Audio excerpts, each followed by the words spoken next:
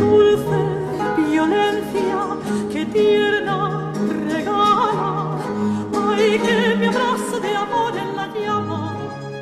Qué dulce violencia. En este video voy a tratar de hablar un poco de la vida de Cristóbal Colón, que considero que es un personaje bastante importante y que ha sido catalogado de muchas maneras, con admiración, con desprecio, con odio.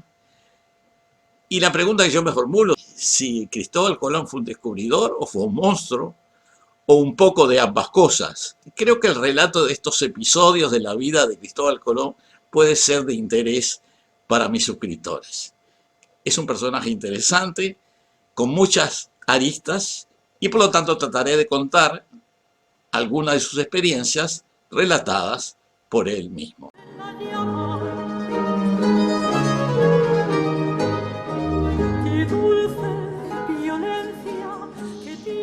Corría el año de 1504.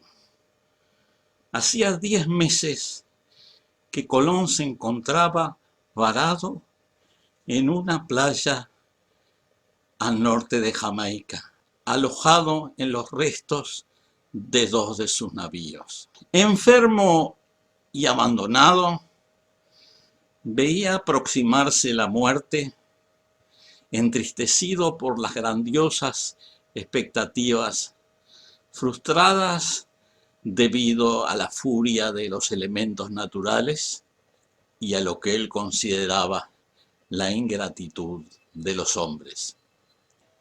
Desde muchos puntos de vista, el cuarto viaje del almirante había sido desastroso. Los reyes habían apoyado la empresa a regañadientes. Fueron necesarias trabajosas gestiones y una larga espera, y cuando al fin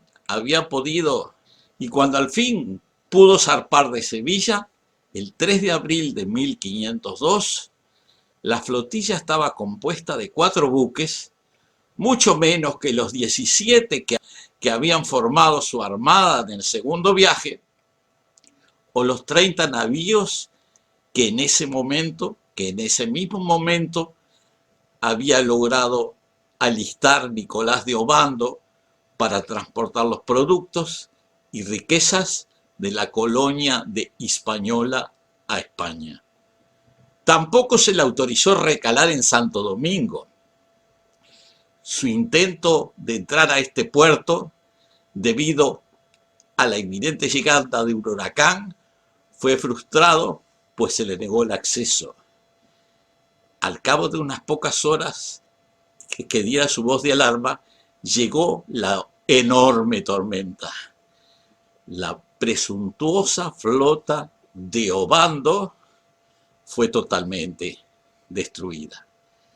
La modesta flotilla de Colón logró sobrevivir gracias a la pericia del almirante. Las peores peripecias habrían de sobrevenir más tarde. La expedición llegó a la tierra firme en Honduras con relativa facilidad, pero sus planes se vieron perjudicados por varias semanas de tempestades y vientos contrarios. Los cascos de las embarcaciones fueron atacados por los gusanos, dificultando las condiciones de navegación. 2 barcos debieron ser abandonados en la costa americana y los 2 últimos terminaron sus días como improvisados refugios en las playas de la isla de Jamaica. A principios del año, la mitad de la tripulación se había rebelado y retirado al extremo oriental de la isla.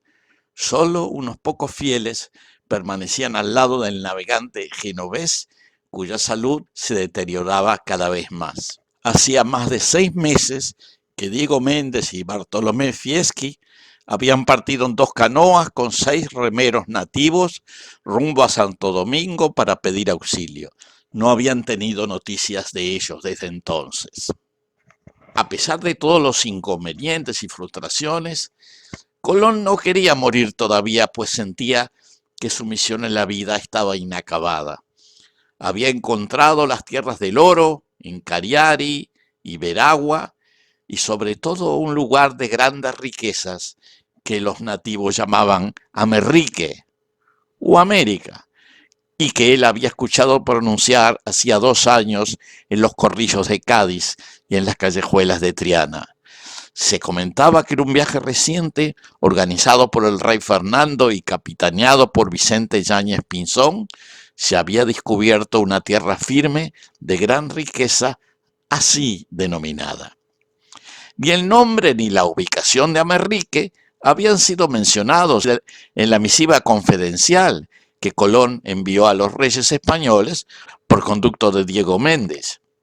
A esta altura de su vida, el viejo lobo de mar desconfiaba de todo y ocultaba los datos que podrían dar ventajas a sus enemigos, para continuar arrebatándole lo que él consideraba sus legítimos derechos y merecimientos. El drama estaba aproximándose a su desenlace. Si bien el almirante pudo regresar a España algunos meses después, su enfermedad continuó agravándose. 2 años más tarde, al morir en Valladolid, se habría de llevar a la tumba los secretos que tan celosamente había guardado acerca de las nuevas tierras de América y sus riquezas.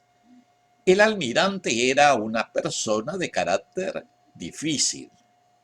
Logró aprovechar e integrar sus experiencias de marinero y capitán, su vida en la isla de Porto Santo y las referencias obtenidas en sus conversaciones con otros marinos en los puertos de Europa, África y las islas atlánticas. Ello le permitió desarrollar una estrategia de vida muy claramente enfocada a vencer el desafío que significaba la travesía del mar-océano desconocido y el descubrimiento posible de rutas ignoradas y nuevas tierras. Pero así como le volaba la imaginación cuando se trataba de planificar trayectorias y viajes, su mente también divagaba por un universo eclesiástico, procurando relacionar cada pasaje de la Biblia o de la mitología católica con la nueva y riquísima geografía que estaba descubriendo en sus viajes. Colón era un místico, con un carácter cargado de paradojas. No gustaba disfrutar de sus riquezas a través de los placeres hedonistas, sino que más bien elegía la austeridad monástica de los rigurosos conventos franciscanos. Adoptó modalidades dictatoriales y crueles al administrar las Indias, siguiendo indudablemente los ejemplos de portugueses y españoles en sus conquistas recientes de África, las Islas Canarias y Andalucía. Al final de su vida se hizo filósofo, creó su propia cosmogonía. El mundo tenía forma de pera y culminaba en un pezón de mujer en los alrededores del paraíso.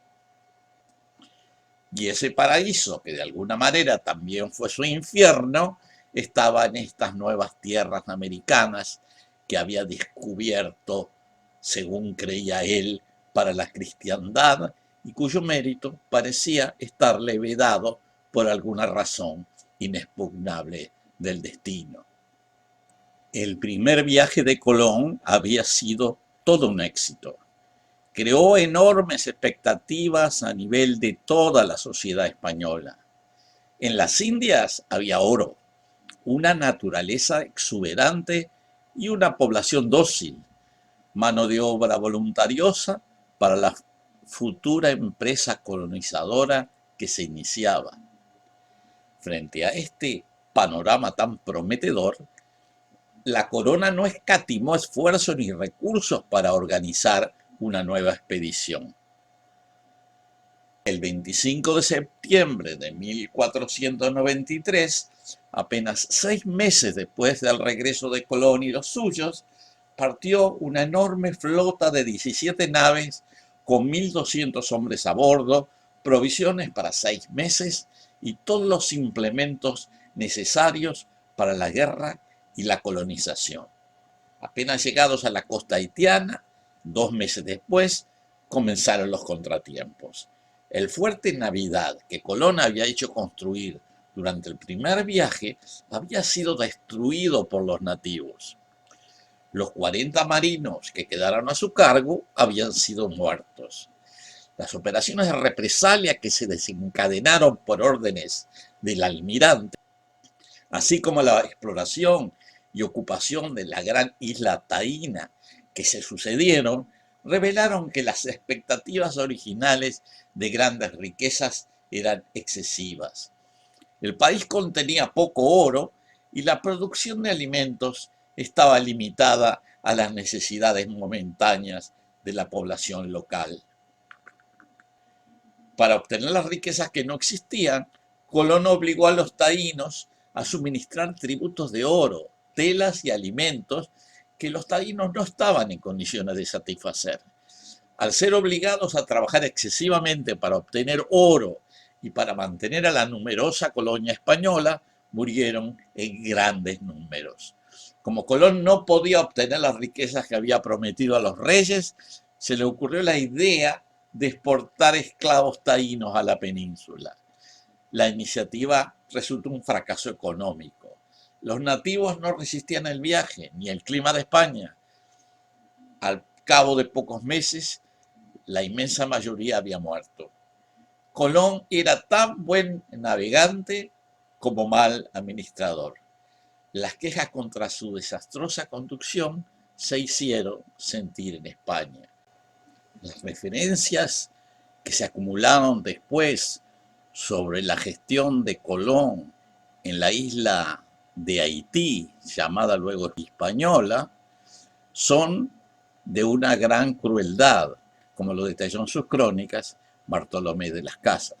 Como ustedes se habrán dado cuenta, procuré sintetizar algunos aspectos de la vida de Cristóbal Colón, pero quedan muchos otros en el tintero, que yo desarrollé en el libro Amerrique, Los huérfanos del paraíso, y trataré de incluirlo en un próximo video.